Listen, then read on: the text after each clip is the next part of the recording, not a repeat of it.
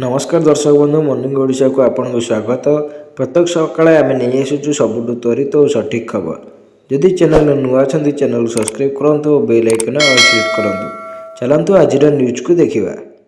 प्रथम आसूची तलमुहा पारद जी उदयगिरी 3.1 डिग्री। जी उदयगिरी अंचल में 2 सप्ताह हेब हाड़भंगा शीतर लोक मैंने अस्तव्यस्त हो पड़ुंट। झाड़ थंडा सह कोहला पवन जो गुरुवार संध्या पूर्व सहर जनशून्य होता।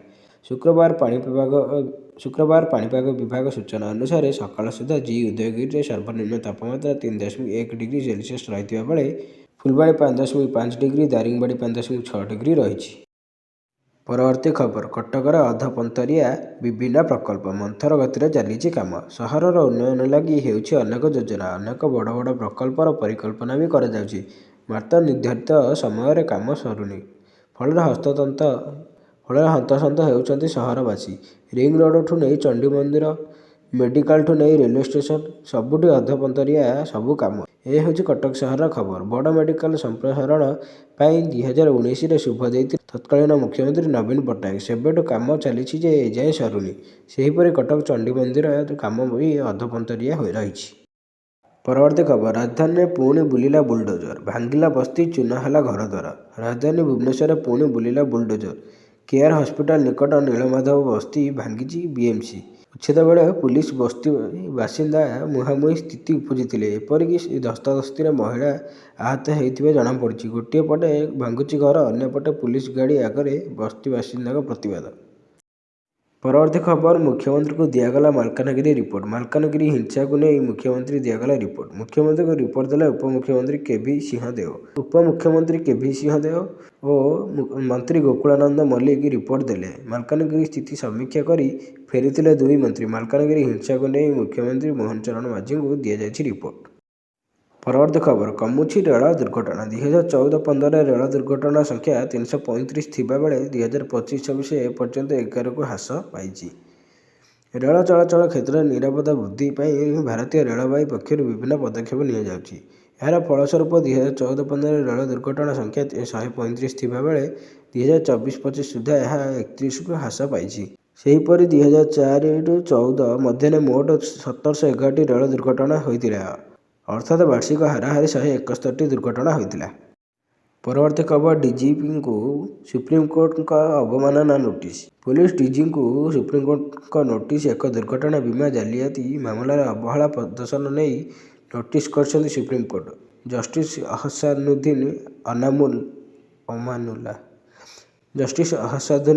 अमानुल्ला एवं प्रसन्न भी भरालेका खंडपीठ आसंता 15 तारिख सुधा सत्यपाठ दाखल पर निर्देश देते।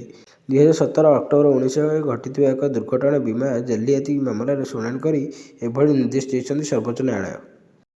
परवर्ती खबर डिसेम्बर 14 ओडिशा आसुछंती भारतर प्रधान विचारपति। आसंता रविवार अर्थात डिसेम्बर 14 तारिख में ओडिशा आसिबे सुप्रीमकोर्ट प्रधान विचारपति जस्टिस सूर्यकांत। सीजेआई भावे शपथ ग्रहण करने पर से प्रथम थर पर ओडिशा आसुछंती। कटक शहीद भवन में हाईकोर्ट बार एसोसिएशन पक्षर आयोजित होगा आलोचना चक्र प्रधान विचारपति सूर्यकांत जोगदेवार कार्यक्रम रही।